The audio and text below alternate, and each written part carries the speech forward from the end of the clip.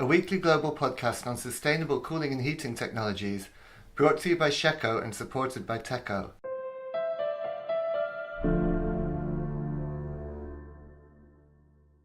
My name's Andrew Williams, and I'll be hosting today's show from Brussels, Belgium. I'm the European editor of Shecco's industry-leading websites r744.com, hydrocarbons21.com and ammonia21.com. I'm also the editor of Accelerate Europe and Accelerate Australia and New Zealand magazines. I'm joined today by my colleague in Europe, Dario Belluomini. This week, we'll discuss the Gustav Lorentzen Conference on Natural Refrigerants, which was held at the Polytechnic University of Valencia in Spain from the 18th to the 20th of June. Dario and I have just returned from the event. Hi, Dario. Hi, Andrew. Perhaps you could kick off the discussion by giving us your initial impressions.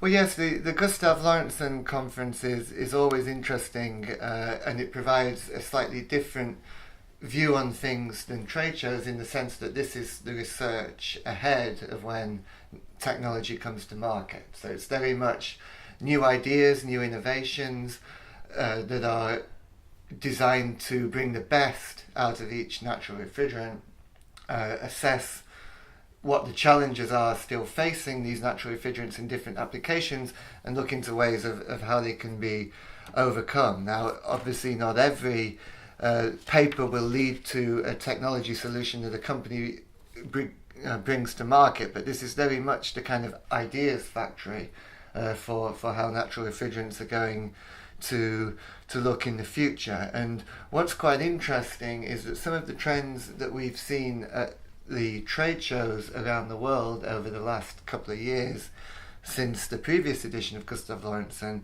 were also reflected at the conference in Valencia. So increasing competition between each natural refrigerant for the same application, for example. So CO2 and hydrocarbons in commercial space, for example, CO2 and ammonia in industrial. Some of these themes that have come out the trade shows in the past couple of years are also being seen in terms of the new research that's being done. So what was one of the most important developments for CO2 that were presented during the conference? So we saw many presentations about new additions to CO2 systems that can help overcome some of the challenges of operating at high pressure or in warmer climates. There's a lot of research happening around ejectors, evaporative condensers, and innovations such as parallel compression, etc. I think one of the best ways to get a big picture of what's going on was the keynote lecture delivered by Professor Armin Hafner of the Norwegian Institute for Science and Technology. He needs no introduction to anyone who follows natural refrigerants. And his keynote speech was very interesting. He's talking about system integration. So the integration of further functions into natural refrigerant systems will be a success factor in replacing HCFC and HFC systems globally, he said. Ejectors are among the new technologies that are helping to improve the efficiency of CO2 systems in warmer climates. And indeed, the natural refrigerant solutions for warm climate countries was the main theme of the conference this year, being held as it was in Valencia in the height of summer. He, going into some of the innovations that can help overcome these warm climates, I believe, Dario, there were couple of presentations there about CO2 in supermarkets. Yes, thanks, Andrew. Yes, indeed, CO2 in supermarkets were really at the core of a certain number of presentations during this Gustav Lorentzen Conference. And the same Armin Hafner was one of the co-authors of one of the papers whose presentation I was attending. And the other authors are Pari de Gullo from the same university in Norway, and Christoph Banesiak from Sintef, again in Norway. And yes, they were investigating the efficiency of CO2 for supermarket in a warm climate situation, like the Spanish context, for example. So basically they were comparing the use of two different systems, one that is partially using CO2, but is also using R134A in the high temperature circuit, and heat pump using R1234ZE. And the efficiency of this unit, of this system, was compared to the one of a pure transcritical CO2 system in serving the refrigeration, air conditioning, and space heating needs of a supermarket. And when doing this, the authors of the paper were basically using the climate data about the annual average temperature for 6 major cities in Spain. Of course, as we know, Spain is a big country, so there are quite some differences in the temperature of these major cities. For example, we range from the 9.9 degrees in Burgos, which is in the north, up until the 21.1 in Tenerife, in the Canary Islands, of course. Okay, so that research sounds very interesting. What about some of the results then? What did the researchers find out in terms of evaluating the system performance of the CO2 versus the HFO system? Yes, Andrew. CO2 proved to be a much better solution than the conventional heat pump using HFO. For example, in terms of COP in the heating mode, there has been an average increase by 82%, which is quite an interesting figure. And also in terms of annual energy savings, using the transcritical CO2 system, there has been some increase, some positive results, which range from the 1% in Tenerife up until the 33% in Burgos, which is quite an interesting data. So the conclusion of the paper was that CO2 can be a future-proof solution for Spanish supermarkets, because also in the situation of a warm climate, CO2 systems seem to be very, very efficient and to bring important benefit to the heating and cooling system in this kind of commercial refrigeration. Yes, that's very interesting. Moving on from CO2 now to hydrocarbons, there was another very interesting keynote presentation delivered by Professor Claudio Mello of the Polo Research Lab at the Federal University of Santa Catarina in Brazil. We heard Armin Hafner make the case for CO2. Professor Mello was arguing that the properties of hydrocarbons make them the best performing refrigerants for light commercial applications in particular, citing their equal or better heat transfer performance and lower pressure drop compared to R22 and R134A. He was also citing that hydrocarbons mix very well with mineral oils both in the liquid and vapor phases, and that the hygroscopic synthetic oils used with HFCs can thus be avoided. So some benefits of choosing the hydrocarbons over HFCs there. In terms of system build, he also pointed out that most of the materials that are already commonly used in HFC refrigeration systems can also be used in hydrocarbon ones. And obviously, when you look at the climate difference between using hydrocarbons and HFCs, hydrocarbons don't harm the ozone layer and they have only a negligible climate impact. So very much a case for switching to hydrocarbons from the environmental point of view.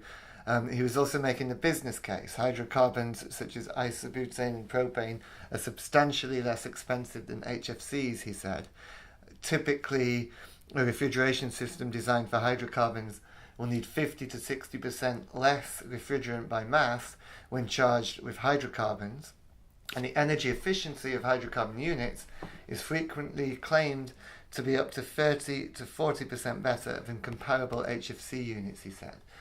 So in terms of efficiency and in terms of amount of refrigerants, certainly a business case for switching to hydrocarbons there. He was citing the better thermodynamic and transport properties as being responsible for around 5 to 10% of this energy efficiency improvement for hydrocarbons compared to HFC systems, putting the rest of the 30-40% energy efficiency improvement down to component modifications such as improved compressor and heat exchanger design and the use of variable speed drives.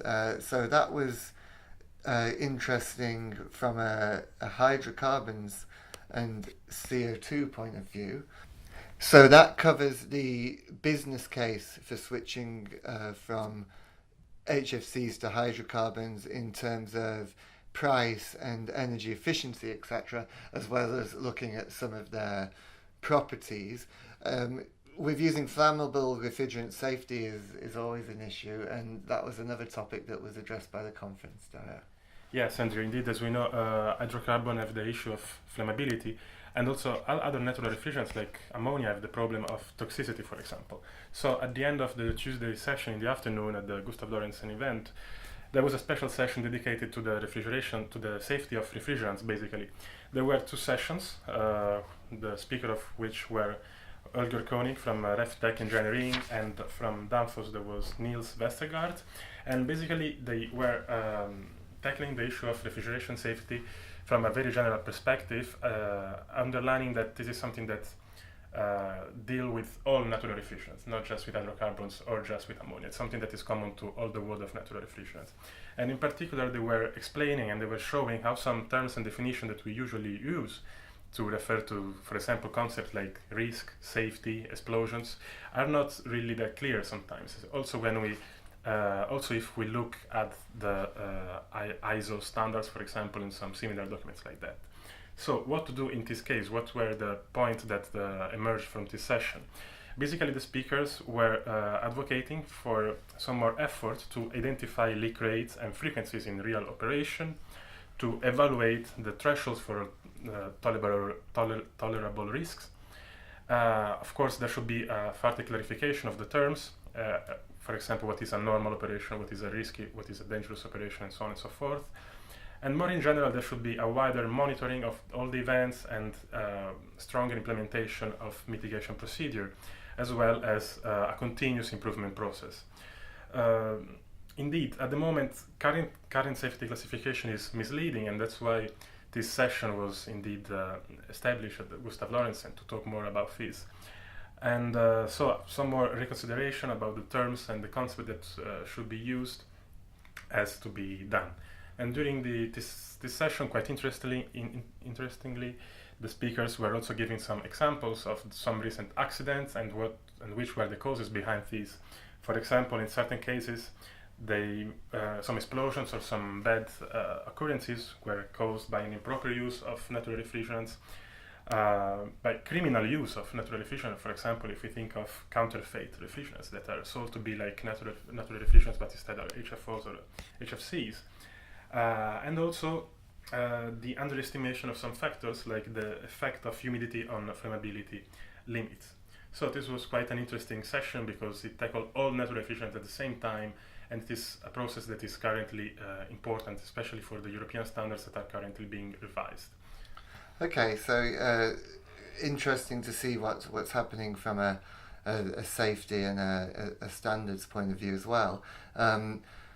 Now, finally, to address ammonia, and another one of the keynote speakers at the Gustav Lorentzen Conference was Andy Pearson, the Group Managing Director of Star Refrigeration in the UK.